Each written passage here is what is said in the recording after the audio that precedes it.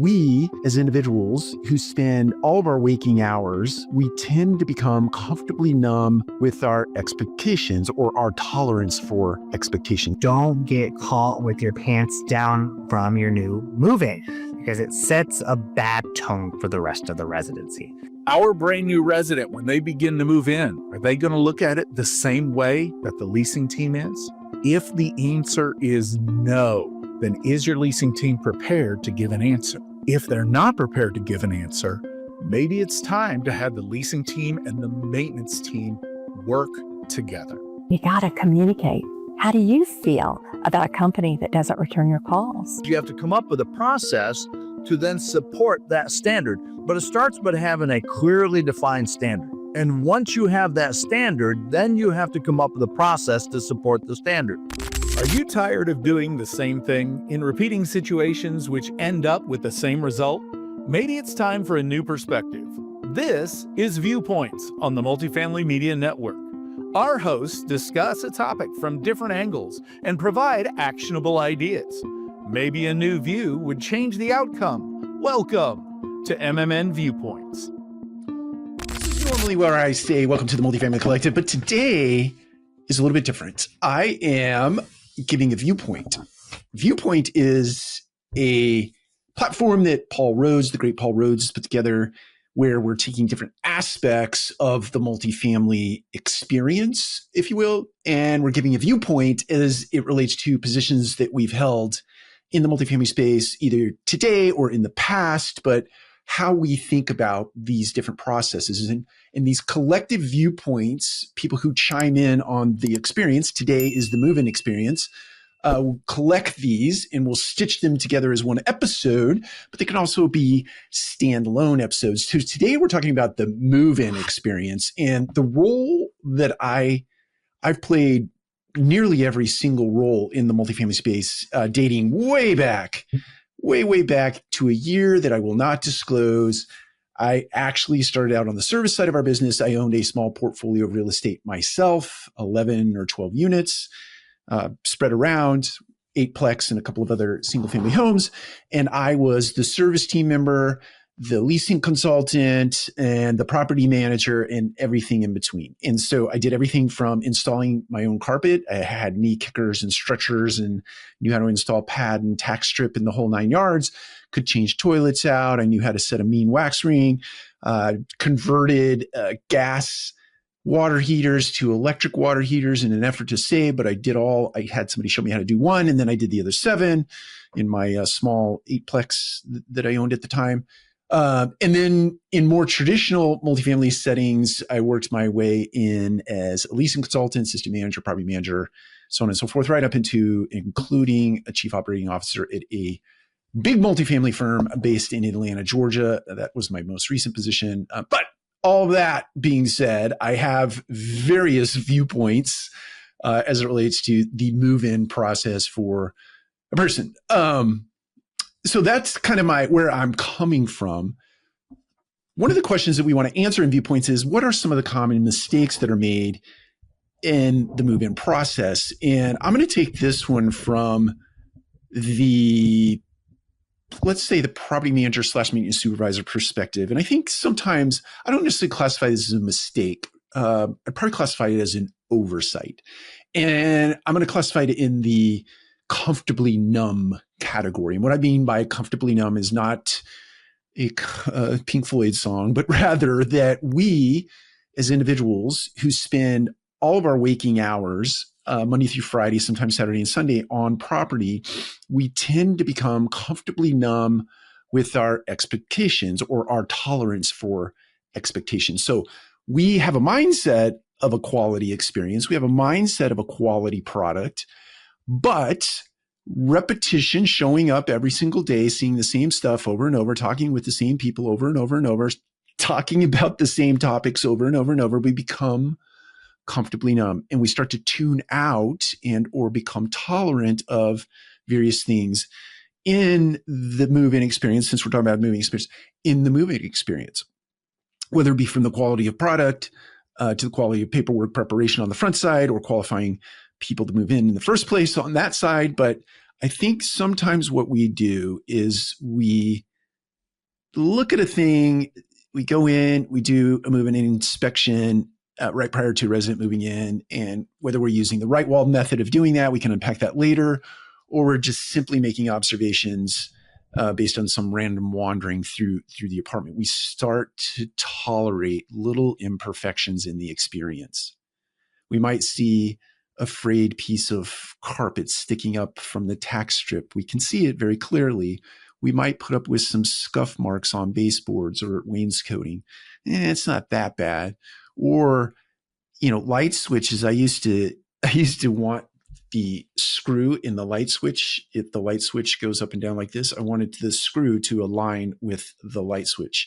I wanted the piece of the caulking that goes around the base of a toilet or along the base of the tub to be perfect, stripped every time and put in anew so that it'll look perfect.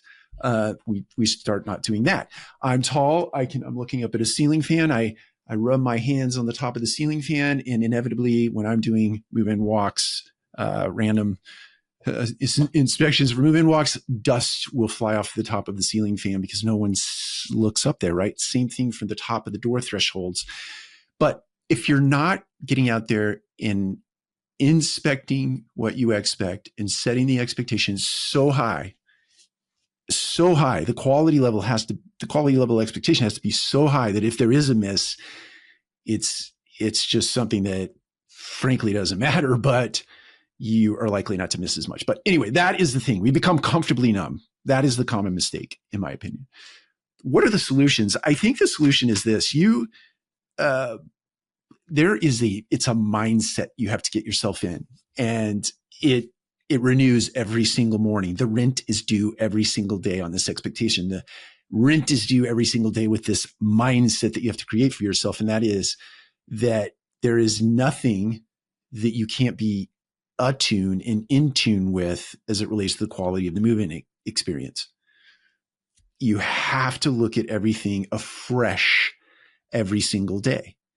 There's this great poem. I can't remember. I think it was Robert Frost that wrote it, but he talks about, this is my interpretation of the poem. And it's basically showing up at a trailhead, and you walk through the trail. Let's say it's 10 miles in length, and you're climbing, you're descending, you're looking at all of the things that are along the path, the trees, the flowers, the rocks, the wildlife, hopefully not bears, hopefully not being eaten on the trail, but you get yourself around to the trailhead and you're standing there ready to take the hike again, but you see everything anew for the first time. And it is because you have challenged yourself to be a different person as a result of moving through this experience of 10 miles of hiking, right? You are a changed person. When you show up at a property every single day, you have to think about it like that. You are a brand new person experiencing a brand new thing that has changed, believe it or not. It may seem the same to you, but it has changed. Properties are dynamic in nature. They change all the time. They change minute by minute by minute. They're governed by people and they're lived in by people, and people move around and they move things around and they push things and they pull things and they break things. And we have to show up afresh and anew every single day, understanding that that adventure that we're about to take, that 10-mile hike, that 8-hour workday, that 10-hour workday, that 12-hour workday is going to present fresh and new information. And we are fresh and new because we went home last night, changed. We woke up this morning a changed person. And so now we can see afresh a thing that is afresh, a thing that is anew. And so our level of tolerance is always high or low, however you want to look at that. Our level of expectation is always high. Our pursuit of excellence is always there. Our pursuit of perfection is sometimes there, understanding we'll never hit perfection, but at least we'll land somewhere in the area of excellence. My solution to you is this: be present. Be present. Understand that you're coming to a property every day with a brand new mindset, knowing that everything about your property has changed over the course of the prior day and overnight. It is brand new. The experience is brand new, and you have to approach it as such. So that's my first viewpoint contribution. I hope that you enjoy. Take care. We'll talk to you again soon. Today's topic is move-in. I'm Ronald Harrington, the host of Rooms with Ronald. So let's jump in. So in the move-in, leasing has a huge role in this experience. Right. So they have built all this trust with their prospect and now their future resident, and the time has come for move-in day. So they need to make sure all the paperwork is put together, that the keys are ready, that the new resident has everything already lined up, money, electric, all of the things that need to be done from that resident is ready to go for in order to get those keys. Now, we as leasing professionals tend to make some common mistakes. Let's be real. So the first mistake that we tend to think is that after the person has been applied and approved, that our job is done. We don't have to do anything else with that prospect, right? It's done. We did our job. They leased with us. But that's a common mistake that we make, right? Because we need to follow it through to the, post move-in even more. So here's the thing that we tend to think about, right? The paperwork, great leasing agents are often bad at the paperwork side of things. I know from personal experience, I was one of those people where it was just not good because I am so focused on peopling and getting them to sign that I just kind of let the paperwork fall to the wayside. So, we need to get better about ensuring that we are working through that process, that we have a checklist in place, because that helped me in my extrovertness to ensure that I was meeting the bullet points. Because what we don't want to happen is not have, the prospect waiting for us to be doing something. So someone applies and then it sits there because no one screened them. No one verified the income. No one hit the approve button. No one sent the welcome letter. None of that, right? So we have to ensure that we are following through to get them to actually move in, because applying is one thing. Getting them to move in is something else.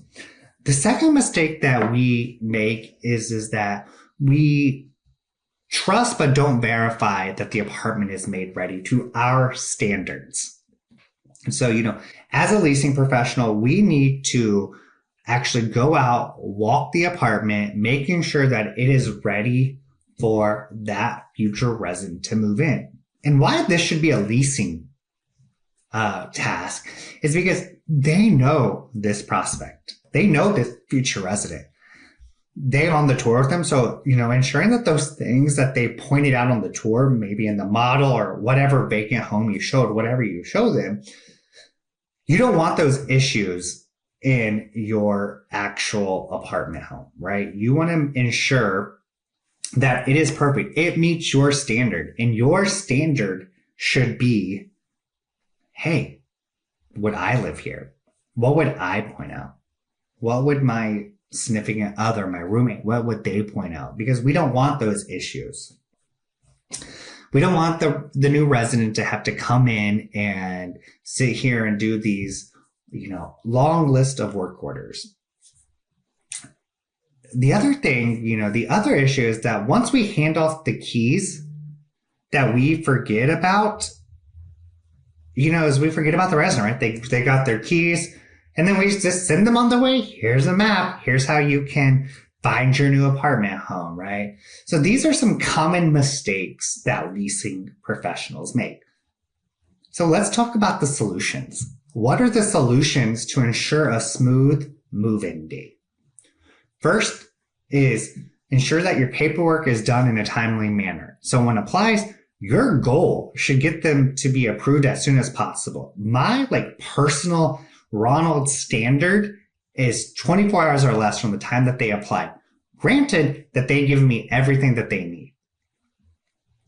Then I'm in constant communication. The follow-up doesn't stop once I say, hey, you're approved. We can't wait to have you here. Here's your move-in information. Let's go about our day, right? The follow-up doesn't stop once they apply. It goes all the way post-move-in. So ensuring that our follow-up is timely, it is, accurate with, here's how much money you need to be. Here are the next steps. Maybe you're providing them a checklist that they can, mark off, they can print, they can, do whatever. Here's your steps, A to Z, that you need to do, right? So you need renter's insurance. I need your electricity number. I need you to go onto your portal, pay your deposit, sign your lease. You need to go in and you need to have your upload your car information, whatever it is that your community requires for move-in. Ready. Here's how much money you have. Can I pay it online? What are the steps? Maybe I do a screenshot of those steps. Do I have to bring in a money order? Asking for the time. What time can I expect you to move in? And then once they're ready to move in, call in the day before and let them know how excited you are that they're going to be moving in with you. Confirm the appointment time. Confirm that everything is done and that they're ready to come pick up keys. Then you as a leasing agent, before, the day of move-in, and sometimes I understand that's out of our control, that maintenance didn't get the apartment ready or the person didn't move out in time. Whatever that is, A, you have those clear expectations. And those, I will point out, should be a one-off, not a full, everyday routine, right? So making sure that we go and say something like, hey, what is it that, I need to do to help get this apartment ready? But you need to lay eyes on it before the prospect does, before the resident does, right? You need to take your move-in sheet and you need to be able to list everything that's wrong. And you need to do it in a way that maintenance has time to fix things should there be an issue that did not meet your standards. We don't want to be rushing around scrambling for people to move in. And there's nothing worse than you not knowing what time the person's going to move in and then all of a sudden they show up at 9:05. You just started your day, right? So having that communication with that follow-up, you've walked the unit, you've signed off on it. You're now going to be the third person who probably has signed off on this apartment. Don't get caught with your pants down from your new move-in because it sets a bad tone for the rest of the residency. So that's the first thing, right? So following up, getting everything in line, walk in the apartment. Then the other thing you need to do is a new move-in orientation. Just like when you started your job, just like when you went on a tour, right? You're going to do this orientation. What are the lease highlights that they need to be aware of? Do you have valet trash? What are the times? What are the expectations of rent? It's due on the 1st, it's late on the 5th. What are those things? So like highlighting the key aspects of the property. Going over any of the rules that you have. Are you a smoke-free community? Is the gym only open during office hours? What time does the pool close? All those little details that no one thinks about because they're moving, highlight that in your move-in. Then don't just give them a map and the keys to go find the apartment themselves, right? Take them to the apartment. Show them where they're going to park. Give them the keys to open up the door. Do the walkthrough with them. I'm not saying you have to take your move-in condition form or they have to do it on their phone, but do it with them. So that way, if there is a big issue, you can address it right then and there. You don't want them to go to the apartment, find out the key doesn't work, which you should know it works because you've already checked it, or that the paint job wasn't done, the carpet's still being cleaned, whatever, all of these things that we do every day, right? You don't want them to have to drive back to the office, tell you what's wrong, then you have to get no, go with them, walk them through. These are very individual people. These are very important people. This is your commission. So going through there, tell them the expectation for, I need this moving condition. We're going to go ahead and highlight this now. So let's go ahead and do this real quick. Sign off on it. I'm going to give you a blank one as well. If you notice anything else, or, you can say, I'm going to go back to the office and make a copy, however you want to do it, right? You want to have one on file and say, I need this back in whatever your community standard is. And if you don't, we're going to use the one that's on file. It may be blank. It may have some of the stuff we did here, whatever that is, right? Because if you give them a blank one and they bring it back, you can staple the two together. It is okay. Now, you have set these expectations. Again, they moved in, right? So it doesn't stop here. The other thing I want you to think about is think about all the stress that you know that they're under. Think about how many apartment communities that they have. Maybe when you call to check in 2 to 3 days, you say, hey, Ronald, I hope you're settling in well. Hey, to remind you, I still need that move-in condition form. Was everything okay? And then be like, I know you mentioned you were touring several other places. Do you want to do a amenity retour? Do you want to come back by the office? I can schedule time here. What's good for you? Where I just take you back through the amenities, showcase what we have to offer. Maybe I can offer to help set up your online portal if you haven't done that yet. But I just want to make sure you are fully aware of our community and what we have to offer now that you're moving in, and you can finally take advantage of it. I just want to do that quick little refresh for you. I hope things are going well. Maybe, wow, that sets you apart. The other thing you could have done when you walked the unit is you could have put a handwritten thank you note and thank you for leasing with us. I'm so excited for your new home.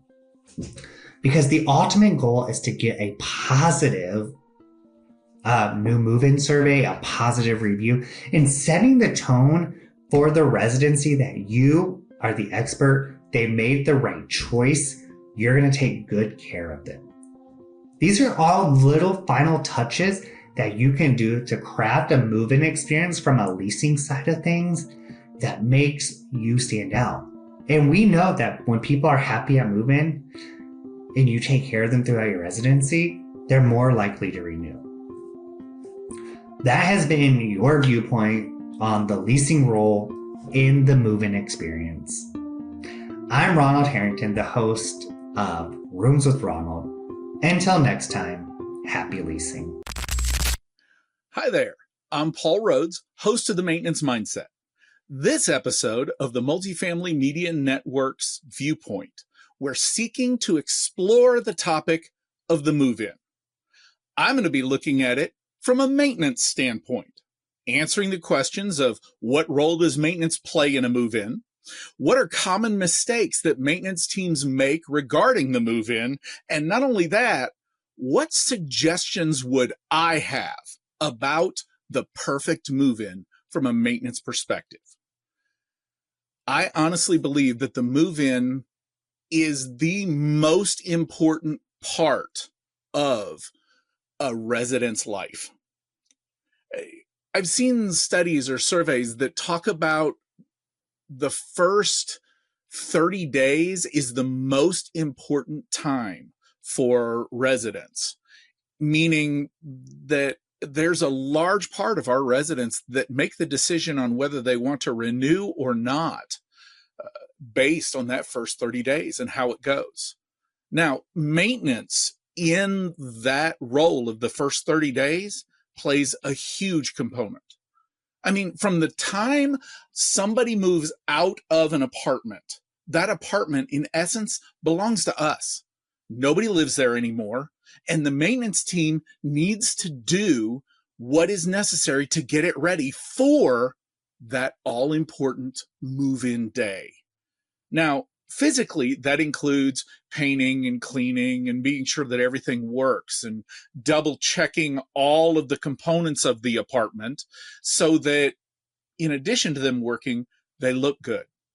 That all-important first impression for curb appeal, for our property, for the amenities, goes even deeper inside of a resident's apartment.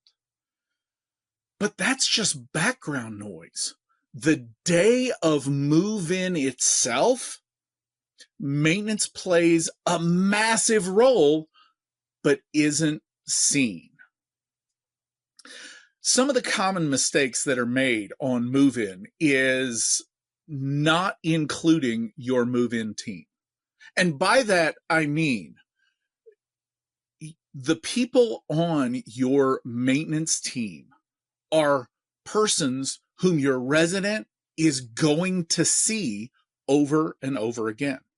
And even though your maintenance team may not be involved, how your maintenance team conducts themselves, how they're viewed, even down to what they look like, what they sound like, how they move and go about what they do every day has a huge impact on your brand new residents. Take a move-in appointment, for instance.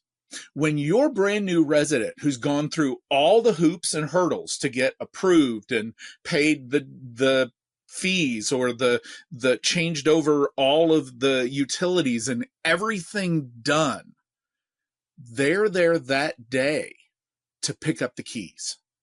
What does that look like? Begin in the parking lot. When our brand new resident drives into the parking lot, maybe even with their moving truck, what's that like? Is the parking lot a good experience for them? Has all the trash been picked up that day? Is the landscaping done?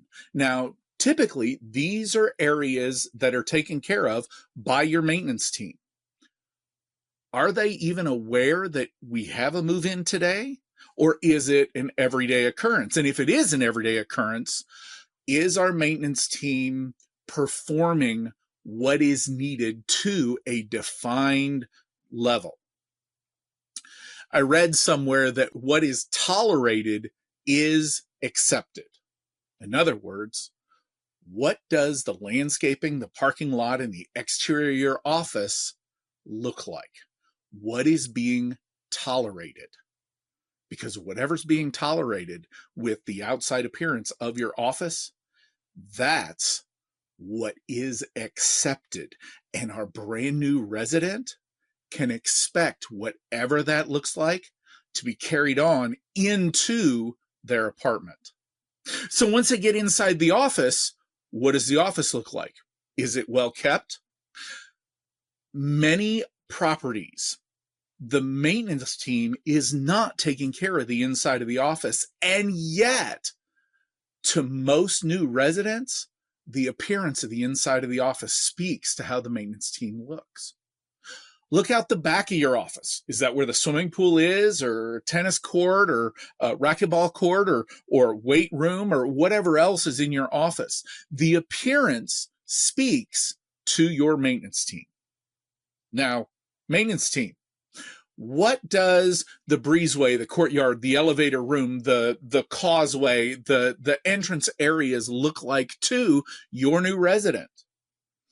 That speaks volumes even more than what they would do. And I guess the reason of going into this level of detail is what I view as the number one most common mistake that is made on move-in. And that is not having a clear definition of ready. That's used for the apartment. Is this apartment ready? Do you at your property have a clear definition of what it means to be move-in ready? And I think that move-in ready is a higher level than rent ready. Rent ready speaks to a transaction. In my mind, move-in ready speaks to this apartment becoming somebody's home. I firmly believe in that ownership model that I talked about a little bit ago, meaning that while a resident lives in the apartment, they, in essence, own that apartment. That means the condition and everything that happens inside that apartment, we, the maintenance team, rely on that resident to let us know if there's a problem. They let us know by putting in a work order, a service request, and we go in there, we fix it, we take care of it, and then we leave. But unless they let us know, many of our communities, we don't go in there and just take a look. When they put in their notice to vacate, properties may or may not complete a pre-move out inspection. I happen to believe that that is absolutely critical for the next move-in. It lets me know what I need to schedule, what I need to decide to get that apartment ready. But once the apartment is vacant, once that resident moves out, then it's my apartment and I need to get it ready. And this is where we bring all of this together. Because what is tolerated is accepted. Think for your apartments right now. How old is your community?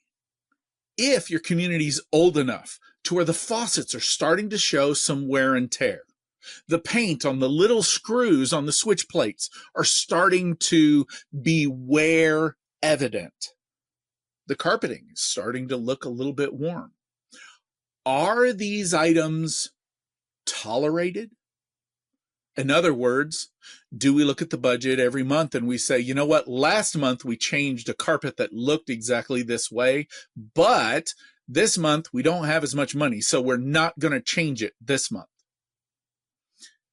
You have just now adjusted your tolerance level. And those tolerance levels speak to our new move-in.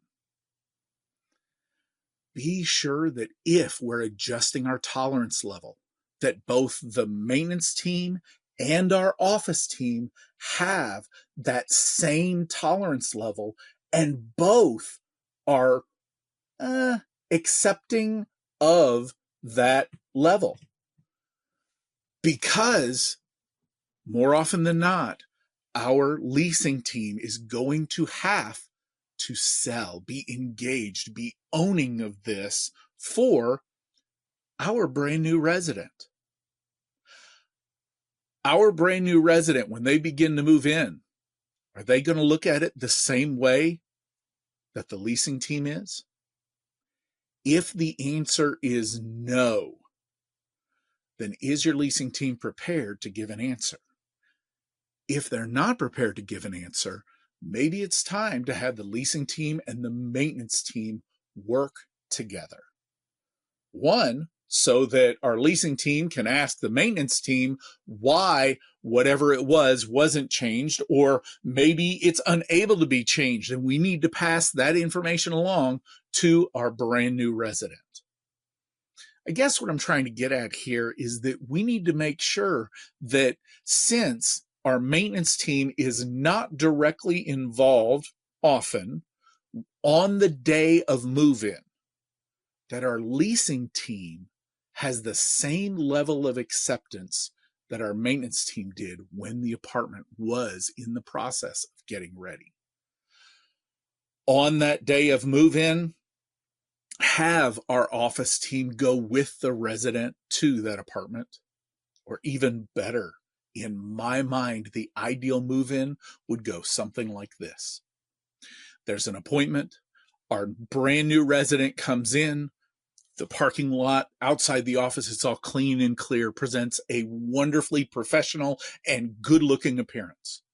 Our resident comes inside the office, and the office is pleasant. It's comfortable. It has a, if not a pleasant odor, no odor whatsoever. The lease is signed. Everybody's wonderful. The keys are handed over, but they're not handed over in the office. As a matter of fact, after the paperwork is done and the brand new, now resident, and our leasing team goes together to the apartment for the first time. Not only that, on the way out the door, they call somebody from maintenance. In my mind, I think this should be the person who was most responsible for getting the apartment ready. That way, we help to engender ownership with that maintenance team member, because that maintenance team member is going to meet the brand new resident and our office team member at the apartment. Once they're at the apartment, the new resident goes in with the office team and maintenance together. Maintenance has a chance to provide information, maybe even a little bit of training, how to reset a GFCI, how the dishwasher works, what to use and not to use when operating a garbage disposal, how to reset a breaker, where the shutoff valves are concerned, how the emergency after hours call out process works. All of these will ring more true for our brand new resident, with maintenance being the one who delivers the message. In addition, if you take this opportunity for our new resident to take a quick walk around the apartment and they do their move-in inventory or move-in inspection right there with maintenance, if it's a quick fix item that our new resident has seen, awesome. Our maintenance technician right there can reassure the resident that, I can't believe I missed that, or we missed that, or something happened. I will take care of it right now. And they do. What does that look like on a move-in process And how much more does that prove to our brand new resident that we want them to stay? Not only that, it proves that we as a maintenance team stand behind our product and we're willing to be eyeball to eyeball right with our brand new resident. I would love to see more maintenance team members being involved on the day of move-in. Oh, one more little quick tip. One of the most productive leasing professionals I've ever worked with worked on a property that she asked to know how the locks functioned on the front door of the apartment. She wanted to be the one in front of her brand new resident to change the keys over to the new resident's key. It was a brilliant idea in that what she did was she'd walk up with the vendor key or the vacant apartment key that the property used. And with the brand new resident right there, she would put in the vacant or vendor key. Then using the tool that is supplied on the quick change or intelligent lock that was there, it's a different brand name, but those of you who know, you know. But she did it right in front of that resident and essentially proved to the resident that no one else had this key before you. It allowed her that opportunity to reinforce the fact that we take our residents' safety very, very importantly. And that leasing professional handed those keys to her, and it almost became a little ceremony that from that point on, that apartment was owned by that new resident. Thank you for listening today. I hope you have a fantastic rest of your time. Listen to all the other hosts and what they have to say about the move-in. I'll see you somewhere. Have you heard people say that 2 move-ins equal a fire?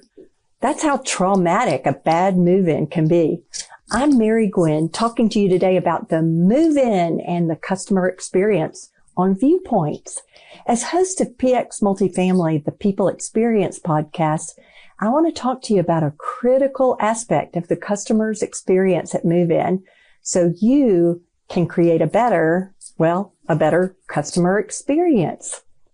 Our job is to make the customer experience the best it can be. What makes the move-in bad? Oh, so many things, but we're going to focus on only one: communication. Do you know that communication rates as number 3 when a resident leaves a negative review about their move-in? Poor communication is number 3. Almost a quarter of negative reviews for move-ins focus on poor communication at the move-in. Who knew? You'd think that's something we could get right. But let's dig into a couple of real reviews and see just what we could do that might be 2 easy steps, just 2 and easy to help change that customer experience. Here's an example of a bad experience. This is a real review, and I'm ashamed to say it's one of mine. It says, I moved to these apartments sight unseen, and I wish I had really heeded the reviews. I definitely do not recommend these apartments. The good, the price is decent, the apartments are a nice size. I've been here a month, and where I am is quiet. Now for the bad. I moved from another state and didn't get my move-in information until the day before the move-in because they had the move-in date incorrect. It was difficult to get in touch with anyone. Moving is already stressful enough, and they just made it worse. Oh gosh, this is a real review, y'all. She summed it up. Moving is already stressful enough, and the bad communication made it worse. So what lessons from this one review? Well, first, she didn't get her move-in information until the day before the move-in. since in this case, we know she moved from another state, last minute move-in would not have been the problem. Since this is really important to a prospective resident, what could we do different? Well, speed up front in the processes on the front end. Speed them up. Start with the application. Process that application so fast. I went to an outlet mall recently that would give you an extra 20% off your purchase if you applied for a credit card right then. Okay, so I was a sucker for the savings. All they needed was my social security number, driver's license number, and birth date. Just those simple little things.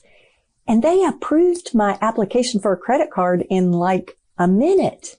We, on the other hand, take in all this information, pages of an application, and then it's like crickets.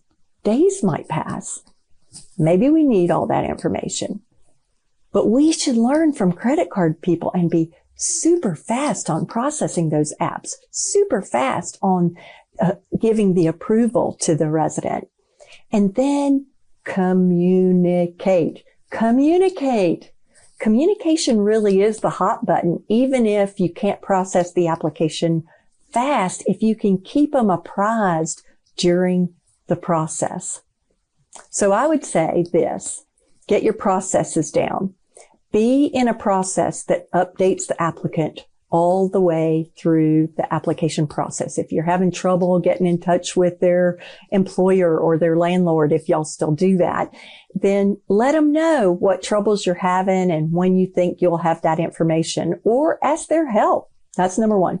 Number two, tell the prospect fast when their application is approved. Have a template email with a meme or a GIF that tells them, hey, your application was approved. And then tell them the next steps. We'll send your welcome letter today. It'll have all the things you need to do next, like sign up for utilities and call these people and all the things. Send it fast.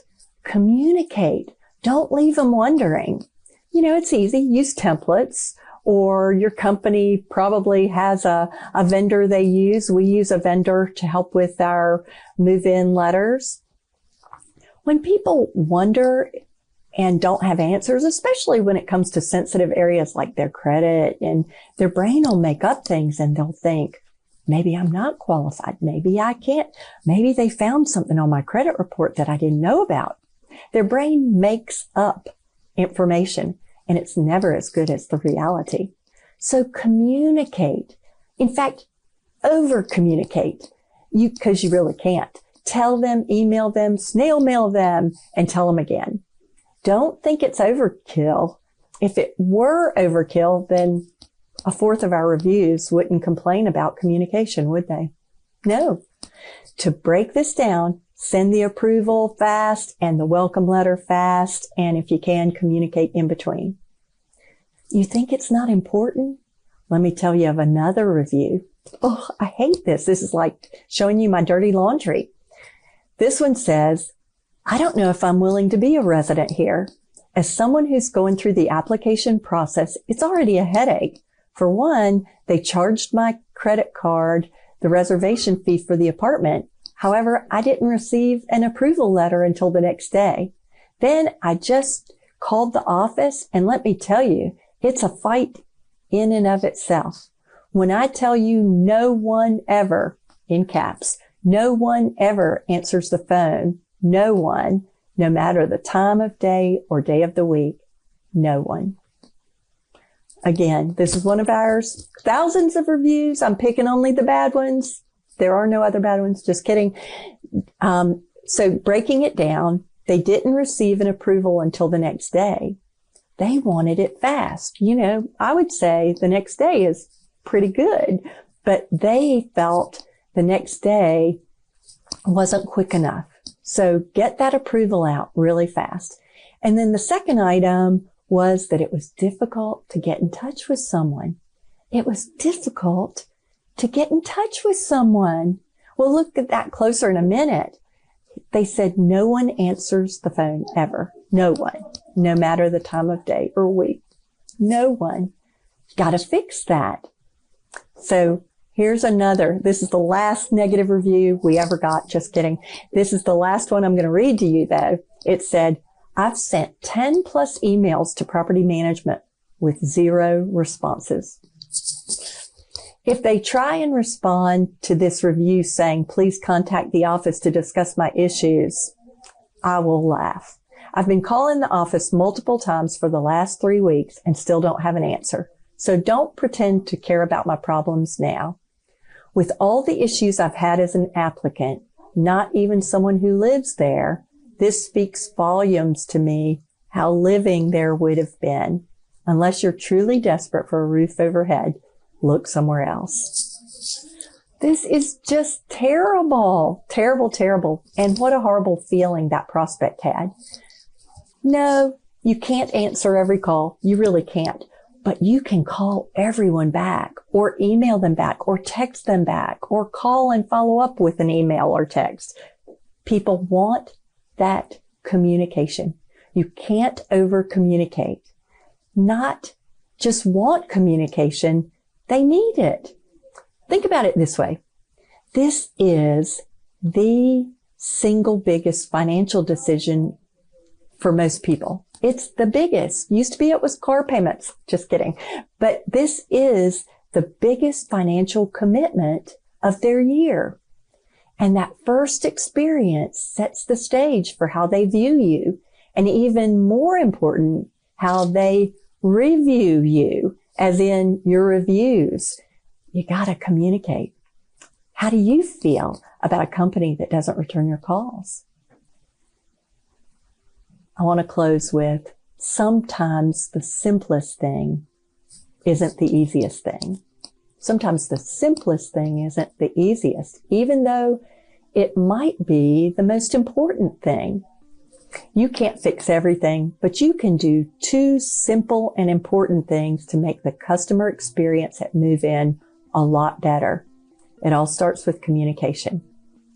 Process the application quickly and tell them they're approved with a big woohoo for that. And then send them the welcome letter. Template it. It doesn't matter. Just get it out there fast. Don't leave them in limbo.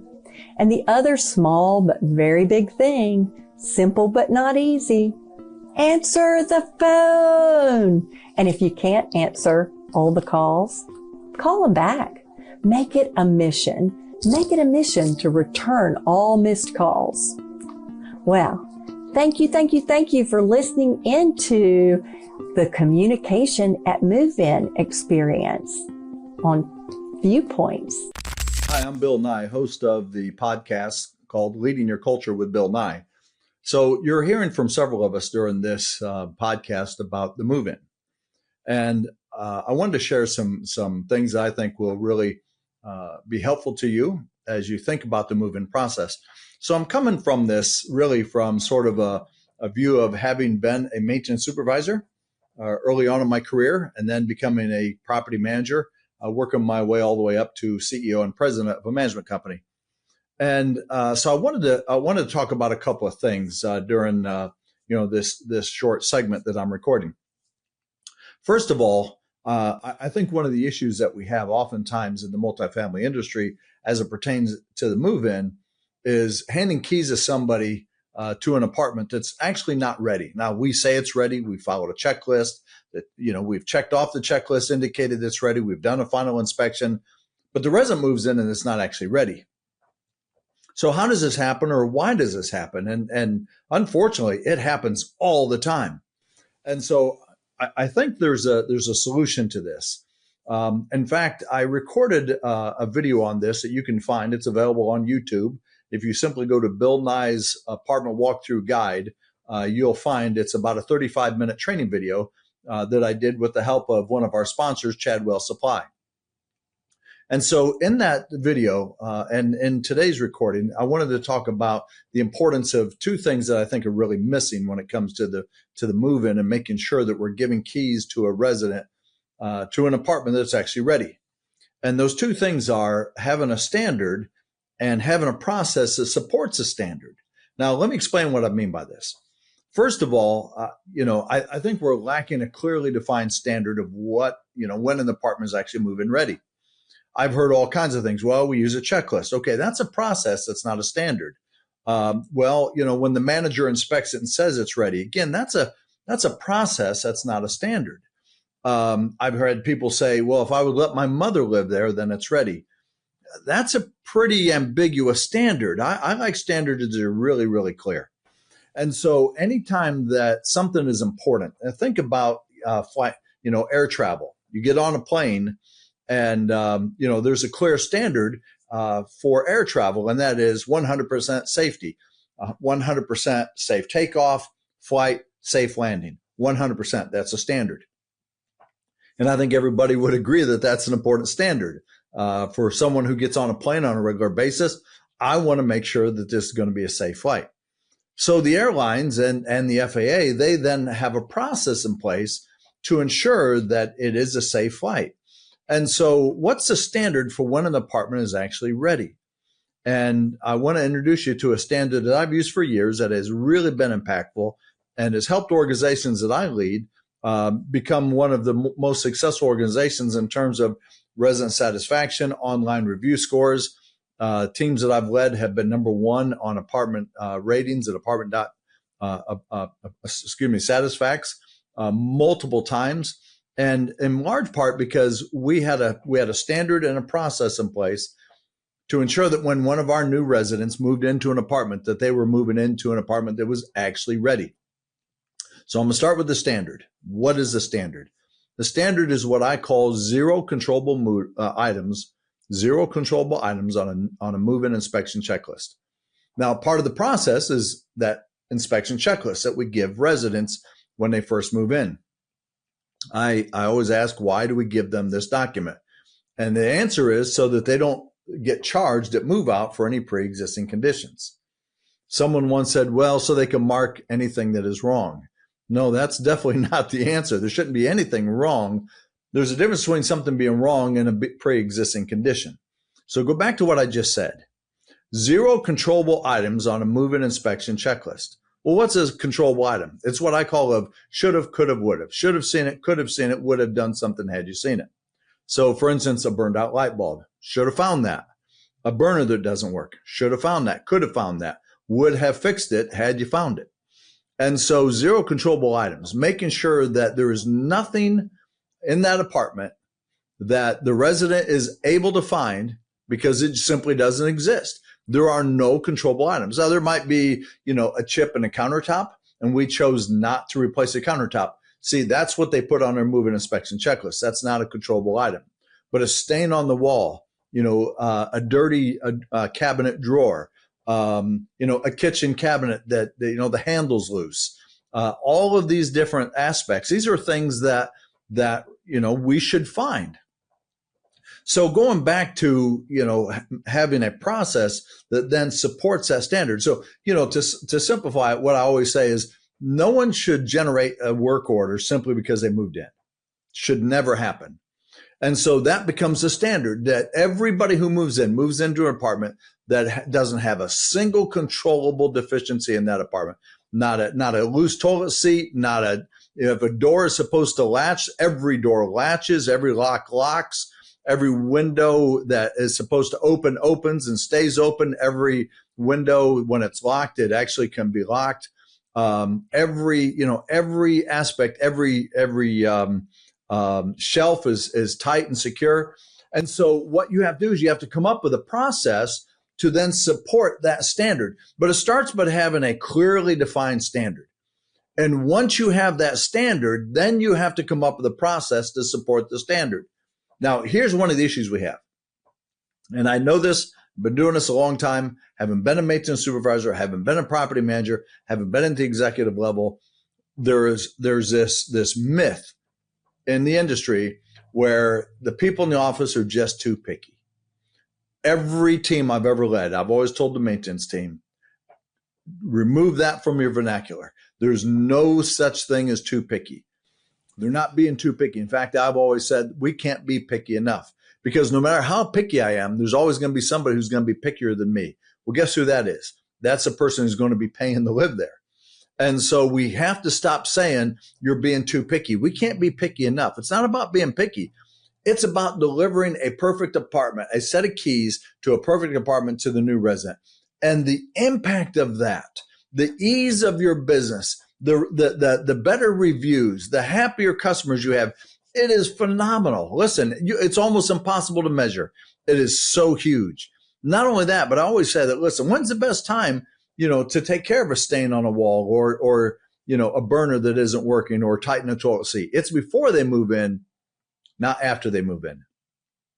And so having a process that then supports that becomes important. And that's why I referenced the video. Again, you can go to YouTube. You can simply, in the search bar, you can put in Bill Nye's apartment walkthrough, and you'll find it. It'll come up on YouTube. And I take you through this process to support the standard. And in short, what I'm going to show you in that video, and I hope you'll watch it, what I'm going to show you in that video is simply opening, closing, turning on, turning off, touching everything in that apartment. Every door gets opened, every drawer, every lock gets locked and unlocked, every blind gets opened, closed, raised, lowered. Touch everything in the apartment. And I'm very systematic in the process in which I do it. It's just like, air travel. Again, we have a standard, and that is, 100% safety. Well, then they have processes in place to make sure that that happens. If mechanics have to change a tire on an aircraft, they have to use a torque wrench, and they tighten that thing up until the proper torque clicks. And they're like, okay, now we know that it's tight. So there's a process in place to reach the standard. Without the process, the standard is just a bunch of words. It doesn't matter. You have to have a process in place that actually supports the standard. And so it starts by clearly establishing a standard. This is what it means to having a move-in ready apartment, and then having a process that actually supports that standard to ensure that the standard is reached. And another, I just want to mention this as well. It's not about finding things wrong when you do a walkthrough inspection. It's about making sure that by the time you give the keys to the resident, there is nothing wrong. So if I inspect an apartment, I find 10 things wrong. Okay, the resident has no idea that the new incoming resident has no idea that I walked that apartment 3 days ago and I found 10 things wrong. Well, why don't they know? Because we went back in and took care of those 10 things. So it doesn't matter, what I find when I inspect it. What matters is by the time we give the keys to the resident, none of these things exist anymore.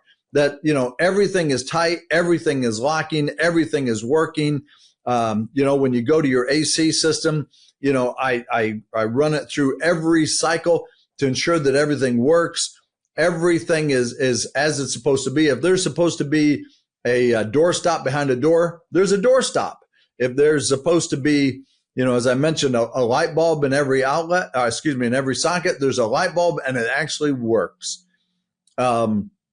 It's just going through the apartment in very systematic. So I want to encourage you to go and check out the video on YouTube. Again, it'll take you about 35 minutes. I want to encourage you to watch it as a team. I think that as we do this, I had someone say to me one time, if everybody a lady in the apartment community said to me, if every member of our team followed your process, I would never again field a call from a new resident who's unhappy because of the condition of their apartment. And, that's exactly why I did this video, is so that, that won't happen anymore. So, I hope you'll find this to be helpful. So again, I think that the move-in process has two important components. Number one, have a clearly defined standard. Number two, have a process that clearly supports the clearly defined standard. There's no such thing as being too picky. You're not being too picky. You're simply trying to reach the standard. And listen, again, walk in the apartment, you find a few things wrong, don't lose your mind and say, well, you're not reaching the standard. What is the standard? The standard is 0 controllable items on a move-in inspection checklist. The standard is that there's no controllable items when the new resident moves in, not when the manager walks it or the assistant manager walks it or the maintenance supervisor or service manager, as I call them, walks it.